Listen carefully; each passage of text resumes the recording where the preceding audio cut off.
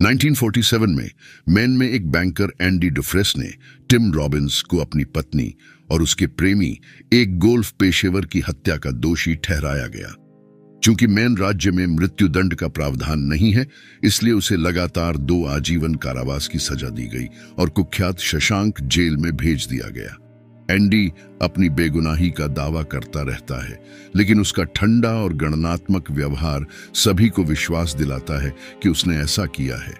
इस बीच Ellis Boyd Redding, Morgan Freeman, जिसे रेड के नाम से जाना जाता है, का हत्या के आरोप में शशांक में 20 साल बिताने के बाद पैरोल के लिए साक्षात्कार लिया जा रहा है।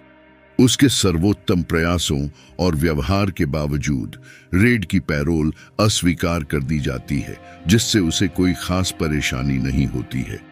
फिर रेड को स्थानीय तस्कर के रूप में पेश किया जाता है, जो कैदियों को उचित समय पर कुछ भी प्राप्त करा सकता है।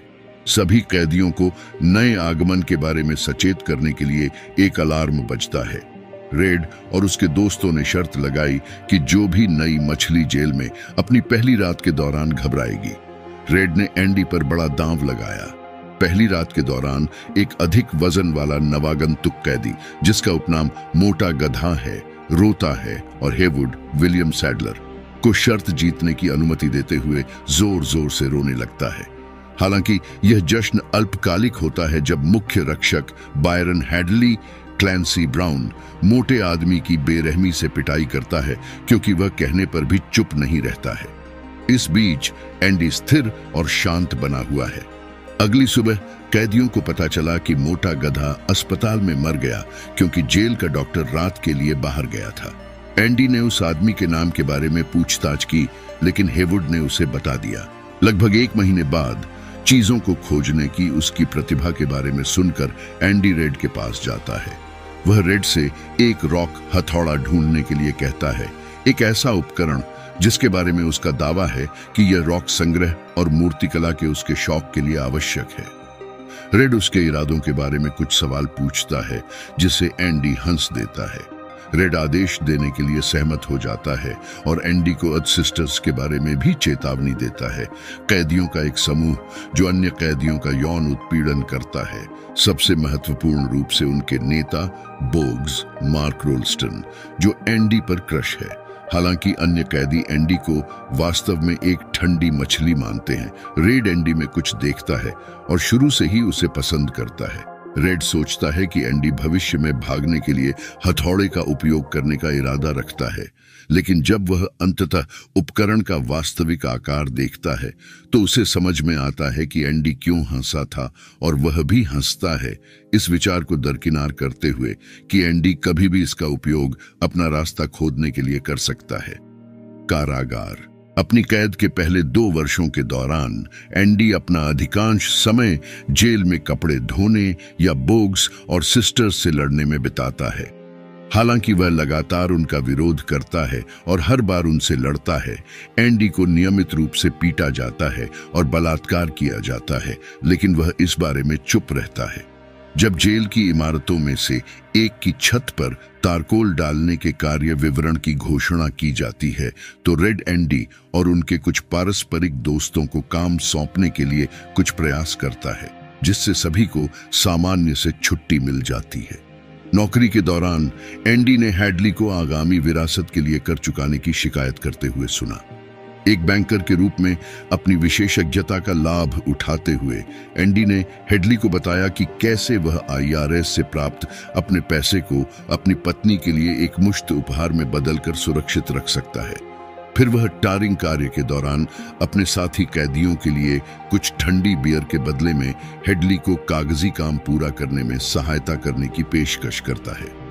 हेडली ने पहले एंडी को छत से फेंकने की धमकी दी, लेकिन अंततः सहमत हो गया और काम खत्म होने से पहले काम करने वाले कैदियों को ठंडी बियर प्रदान की।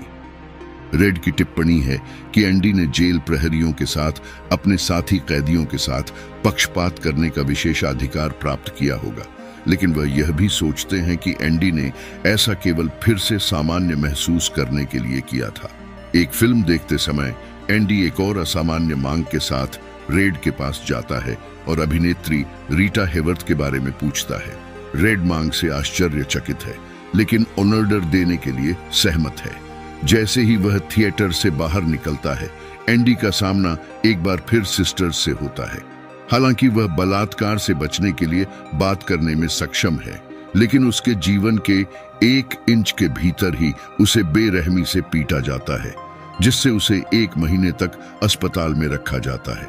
पिटाई के लिए बोग्स 1 सप्ताह अकेले में बिताते हैं। जब वह बाहर आता है तो हेडली और उसके लोगों को उसकी कोठरी में इंतजार करते हुए पाता है। उन्होंने उसे इतनी बुरी तरह पीटा कि वह जीवन भर चलने या ठोस भोजन खाने में असमर्थ हो गया और उसे ऊपरी जेल अस्पताल में स्थानांतरित कर दिया गया। बहनें आगे बढ़ती हैं और एंडी को फिर कभी परेशान नहीं करती। जब एंडी अस्पताल से बाहर निकलता है तो उसे अपनी कोठरी में मूर्तिकला के लिए चट्टानों का एक गुच्छा और रीटा हेवर्थ का एक विशाल पोस्टर मिलता है, रेड और उसके दोस्तों की ओर से उपहार। वार्डन सैमुअल नॉर्टन, बॉब गुंटन को पता चलता है कि कैसे एंडी ने हैडली की मदद की और एंडी को आकार देने के लिए एक आश्चर्यजनक सेल निरीक्षण का उपयोग करता है। वह एंडी को पवित्र बाइबल की अपनी प्रति पढ़ते हुए पाता है और वे अपने पसंदीदा छंदों के बारे में बात करते हैं, जबकि गार्ड अवैध कब्जे की तलाश में सेल को उल्टा कर रहे हैं। उनकी मुलाकात से संतुष्ट होकर वार्डन चला जाता है और एंडी को उसकी बाइबल वापस देना लगभग भूल जाता है। फिर वह एंडी को बाइबल पढ़ते रहने के लिए प्रोत्साहित करते हुए कहता है कि मुक्ति भीतर ही निहित है। टिप्पणी है कि इन महिलाओं की आवाज ने हर किसी को स्वतंत्र महसूस कराया, भले ही कुछ पल के लिए ही सही। कार्यालय के बाहर नॉर्टन अवज्ञा के कार्य पर क्रोधित दिखाई देता है और एंडी को रिकॉर्ड प्लेयर बंद करने का आदेश देता है। एंडी वॉल्यूम बढ़ाकर जवाब देता है। वार्डन हेडली को कार्यालय में घुसने का आदेश देता है और एंडी को तुरंत 2 सप्ताह के लिए एकांत कारावास में भेज दिया जाता है। जब वह बाहर निकलता है तो वह अपने दोस्तों को बताता है कि यह खिंचाव छेद में किया गया उसका सबसे आसान समय था, क्योंकि उसने इसे आराम के लिए अपने सिर में मोजार्ट के फिगारो के साथ बिताया था। जब अन्य कैदी उसे बताते हैं कि यह कितना असंभावित है, तो वह उस शक्ति के बारे में बात करता है जो आशा जेल में हो सकती है और वह आशा उन्हें कायम रख सकती है। रेड एंडी से पूरी तरह असहमत है। उसका दावा है कि शशांक जैसी जगह में आशा एक खतरनाक चीज है और एंडी से कहता है कि उसे इसके बिना जीने की आदत डाल लेनी चाहिए। एंडी का तात्पर्य है कि यह वही है जो ब्रूक्स ने किया था और रेड गुस्से में मेज छोड़ देता है। अन्य कैदी और एंडी और रेड दोनों से उसकी मित्रता है। जब टॉमी ने बताया कि वह 13 साल की उम्र से ही जेल के अंदर बाहर आता जाता रहा है, तो एंडी ने सुझाव दिया कि टॉमी को चोरी के अलावा किसी अन्य काम पर विचार करना चाहिए, क्योंकि ऐसा लगता है कि वह इसमें उतना अच्छा नहीं है। सुझाव वास्तव में टॉमी को मिलता है और वह एंडी से अपने हाई स्कूल समकक्ष डिप्लोमा हासिल करने में मदद करने के लिए कहता है। हालांकि टॉमी एक अच्छा छात्र है, फिर भी वह तब निराश हो जाता है जब वह परीक्षा देता है। उसे तोड़ मरोड़ कर कूड़े में फेंक देता है। एंडी इसे पुनः प्राप्त करता है और इसे वैसे भी भेजता है। टॉमी रेड से एंडी के मामले के बारे में पूछता है, जिसे रेड समझाता है। कहानी सुनकर टॉमी स्पष्ट रूप से परेशान है। फिर वह एंडी और रेड को एक अन्य जेल के अपने पूर्व साथी की कहानी सुनाता है, जिसने अपने प्रेमी के साथ मिलकर एक ऐसे व्यक्ति की हत्या करने का दावा किया था जो उस कंट्री क्लब में एक प्रो गोल्फर था जिसमें वह काम करता था। महिला का पति, एक बैंकर, उन हत्याओं के लिए जेल गया था। एंडी ने आशा को अपने दिमाग में इस तरह से गड़बड़ करने की अनुमति दी और कहा कि यह केवल उसे नष्ट कर देगा। एंडी सहमत हो जाता है और जाने वाला होता है जब वह रेड से पूछता है कि क्या वह बक्सटन मेन क्षेत्र को जानता है। फिर वह रेड को एक बहुत ही विशिष्ट घास के मैदान के बारे में बताता है, जहां एक पत्थर की दीवार के अंत में एक बड़ा ओक का पेड़ है। फिर वह रेड से वादा करने के लिए कहता है कि अगर उसे कभी पैरोल मिलती है तो वह उस ओक के पेड़ की तलाश करेगा और पत्थरों के बीच छिपी हुई चीज को पुनः प्राप्त करेगा। लेकिन यह कहने से इनकार कर देता है कि वह क्या है। रेड वादा करता है, लेकिन अपने दोस्त की मानसिक स्थिति को लेकर चिंतित है। उसकी चिंताएं तब और बढ़ जाती हैं जब उसे पता चलता है कि एंडी ने हेवुड से 6 फुट की रस्सी मांगी है। रेड का मानना है कि एंडी अंततः अपने टूटने के बिंदु पर पहुंच गया है और आत्महत्या करने वाला है। इस बीच नॉर्टन ने एंडी से उसके लिए अपने जूते चमकाने और रात को सोने से पहले ड्राई क्लीनिंग के लिए अपना सूट पहनने के लिए कहा। एंडी अपने सेल में लौट आता है और गार्ड रात के लिए लाइटें बंद कर देते हैं। रेड की टिप्पणी है कि यह उसके जीवन की सबसे लंबी रात थी। अगली सुबह एंडी ने सुबह की कॉल का जवाब नहीं दिया और हर सुबह की तरह अपने सेल के सामने खड़ा नहीं हुआ। गार्ड एंडी को देर तक बुलाने के लिए उस पर चिल्लाता है और गंभीर रूप से बीमार या मृत एंडी को खोजने की उम्मीद में उसके सेल की ओर चलता है। उसी समय नॉर्टन तब चिंतित हो जाता है जब उसे अपने जूते के डिब्बे में अपने जूते के बजाय एंडी के जूते मिलते हैं। फिर एक लापता कैदी की घोषणा करते हुए अलार्म बज जाता है। नॉर्टन एंडी की खाली कोठरी में जाता है और स्पष्टीकरण मांगता है। हेडली रेड को लाता है, लेकिन रेड जोर देकर कहता है कि उसे एंडी की योजनाओं के बारे में कुछ नहीं पता है। तेजी से शत्रुतापूर्ण और पागल होते हुए नॉर्टन ने एंडी की गड्ढी हुई चट्टानों को कोशिका के चारों ओर फेंकना शुरू कर दिया। जब वह एंडी के रेकेल वेल्च के पोस्टर पर एक फेंकता है, उस स्थान पर पहले मर्लिन मुनरो और उससे पहले रीटा हेवर्थ का कब्जा था, तो चट्टान दीवार से टकरा जाती है। नॉर्टन ने दीवार से पोस्टर को फाड़ दिया, जिससे एक सुरंग का पता चलता है जो इतनी चौड़ी है कि एक आदमी उसमें रेंग सकता है। रेड द्वारा वर्णित फ्लैशबैक अनुक्रमों की एक श्रृंखला में यह पता चला है कि कई साल पहले अपने रॉक हथौड़ा प्राप्त करने के कुछ ही समय बाद एंडी ने मासूमियत से अपनी सेल की दीवार पर अपना नाम उकेरने की कोशिश की थी, जब उसका एक टुकड़ा निकल गया था। भूविज्ञान के प्रशंसक होने के नाते एंडी को एहसास हुआ कि जिस सामग्री से दीवार बनाई गई थी वह उसके लिए एक छेद खोदना संभव बना सकती थी अगर उसे कभी भागने की जरूरत होती। एंडी ने छेद को छिपाने के लिए सबसे पहले रीटा हेवर्थ के विशाल पोस्टर का ओनर डर दिया। इसके बाद उन्होंने रात में अपने चट्टानी हथौड़े से खुदाई करने और अपने काम से निकली गंदगी को अपनी जेबों में छिपाने में कई साल बिताए, जिसे वह सुबह की सैर के दौरान आंगन में खाली कर देते थे। जब टॉमी मारा गया तो एंडी ने फैसला किया कि अब जाने का समय आ गया है। पिछली रात की आंधी के दौरान एंडी ने अपने सेल में अपने कपड़ों के नीचे नॉर्टन के कपड़े पहने थे और उसे एक भाग्यशाली अवसर मिला जब किसी ने उसके पैरों पर नॉर्टन के चमकदार काले जूते, लाल जूते सहित नहीं देखा। उसने अपना बहुत सारा सामान, कुछ कागजात और नॉर्टन के कपड़े एक प्लास्टिक बैग में पैक किए, जिसे उसने मांगी गई रस्सी से खुद से बांध लिया और अपने छेद से भाग निकला।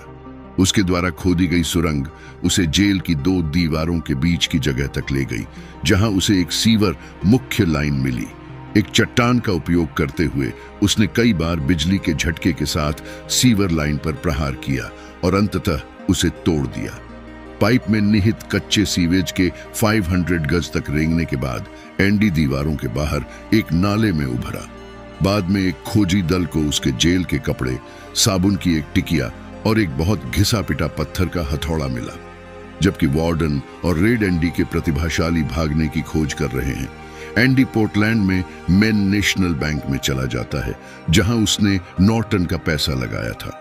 रैंडल स्टीफेंस के रूप में अपनी अनुमानित पहचान का उपयोग करते हुए और सभी आवश्यक दस्तावेजों के साथ वह खाता बंद कर देता है और कैशियर चेक के साथ बाहर चला जाता है। जाने से पहले वह उनसे मेल में एक पैकेज छोड़ने के लिए कहता है।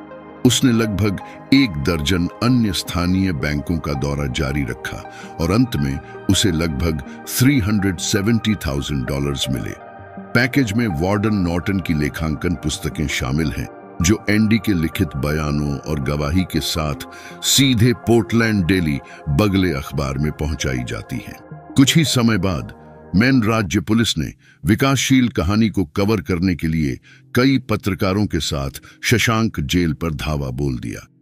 हेडली को टॉमी की हत्या के आरोप में गिरफ्तार कर लिया गया और राज्य पुलिस उसे ले गई। रेड के अनुसार उसने अफवाहें सुनी कि हेडली कथित तौर पर पुलिस दस्ते की कार की पिछली सीट पर एक छोटी लड़की की तरह रोने लगा था जब उसे ले जाया जा रहा था। हेडली को पुलिस दस्ते की कार में ले जाते हुए और स्थानीय जिला अटॉर्नी को कई पुलिसकर्मियों के साथ नॉर्टन की गिरफ्तारी का वारंट लेकर जेल में प्रवेश करते हुए देखकर वार्डन नॉर्टन ने अंततः अपने कार्यालय में अपनी तिजोरी खोली, जिसे उसने एंडी के भागने के बाद से नहीं छुआ था, और इसके बजाय अपनी किताबों में उसे वह बाइबल मिलती है जो उसने एंडी को दी थी, और साथ में वार्डन को लिखा था कि वह सही था, मुक्ति उसके भीतर ही है। इसके बाद नॉर्टन ने इसे एक्सोडस की किताब में खोला और पाया कि सभी पन्ने एंडी के रॉक हथौड़े के आकार में काटे गए थे। जैसे ही पुलिस उसके दरवाजे पर दस्तक देती है, नॉर्टन अपनी मेज पर वापस चला जाता है, एक छोटी रिवॉल्वर निकालता है और अपने सिर में गोली मारकर आत्महत्या कर लेता है। रेड टिप्पणी करते हैं कि उन्हें आश्चर्य होता है कि क्या वार्डन ने ट्रिगर खींचने से ठीक पहले सोचा था कि एंडी कभी उससे सर्वश्रेष्ठ कैसे प्राप्त कर सकता था। कुछ ही समय बाद रेड को फोर्ट हैनकॉक टेक्सास से एक पोस्टकार्ड प्राप्त होता है जिस पर कुछ भी नहीं लिखा हुआ है। रेड इसे एक संकेत के रूप में लेता है कि एंडी ने आजादी के लिए मेक्सिको में प्रवेश किया है। रेड और उसके दोस्त एंडी के कारनामों, कुछ अलंकरणों के साथ के बारे में बात करने में समय बर्बाद करते हैं, लेकिन रेड अपने दोस्त को याद करने के कारण एक प्रकार के अवसाद में पड़ जाता है। 1967 में रेड की अगली पैरोल सुनवाई में वह पैरोल बोर्ड से बात करता है कि कैसे पुनर्वास उनकी नौकरी को सही ठहराने के लिए गढ़ा गया एक मनगढ़ंत शब्द है। फिर वह बताता है कि उसे अपने अतीत के कार्यों पर कितना पछतावा है, इसलिए नहीं कि वह जेल में है, बल्कि इसलिए क्योंकि वह जानता है कि यह कितना गलत था। फिर वह यह कहकर अपनी बात समाप्त करता है कि उसे जीवन भर उसी के साथ रहना है और बोर्ड से उसका समय बर्बाद करना बंद करने और उसे अकेला छोड़ने के लिए कहता है। आखिरकार उनकी पैरोल मंजूर हो गई। वह उन्हीं स्थानों पर रहने और काम करने के लिए जाता है जहां ब्रूक्स ने काम किया था, यहां तक कि उसने ब्रूक्स के संदेश को लकड़ी के बीम में उकेरा हुआ भी देखा। वह अक्सर एक गिरवी रखने वाली दुकान के पास से गुजरता है जिसकी खिड़की में कई बंदूकें होती हैं। कभी कभी वह जेल में वापस जाने की कोशिश करने के बारे में सोचता है और महसूस करता है कि जेल के बाहर उसका कोई जीवन नहीं है, जहां उसने अपना अधिकांश वयस्क जीवन बिताया है, लेकिन उसे एंडी से किया गया वादा याद है। फिर उसने खुलासा किया कि वह बंदूकों को नहीं बल्कि बंदूकों के पीछे बने कंपास को देख रहा था और उसने एक खरीद ली। रेड एंडी के निर्देशों का पालन करता है, बक्सटन तक पैदल यात्रा करता है और एंडी द्वारा वर्णित पत्थर की दीवार ढूंढता है। जैसा कि एंडी ने कहा, वहां एक बड़ा काला पत्थर है, नीचे एक छोटा बक्सा है जिसमें बड़ी मात्रा में नकदी है और जिहुआता नेजो में उसे ढूंढने के निर्देश हैं। हालांकि वह सिर्फ मामले में शहर का नाम नहीं बताता है, वह यह भी कहते हैं कि उन्हें किसी ऐसे व्यक्ति की जरूरत है जो उनके प्रोजेक्ट के लिए चीजें प्राप्त कर सके। रेड को अचानक आशा की सारी शक्ति का एहसास होता है और वह अपने अंदर की भावनाओं से प्रसन्न महसूस करता है। लकड़ी के बीम में एक नया संदेश उकेरने के बाद जिसमें लिखा है, ब्रूक्स यहाँ था इसीलिए रेड भी था। रेड पैरोल का उल्लंघन करता है और आधे रास्ते का घर छोड़ देता है बिना किसी चिंता के, क्योंकि किसी को भी एक पुराने के लिए व्यापक तलाशी अभियान चलाने की संभावना नहीं है उसके जैसा बदमाश। रेड फोर्ट हैनकॉक के लिए बस लेता है जहां से वह मेक्सिको में प्रवेश करता है। आखिरकार दोनों दोस्त प्रशांत तट के एक समुद्र तट पर फिर से मिल गए, जैसी एंडी को उम्मीद थी।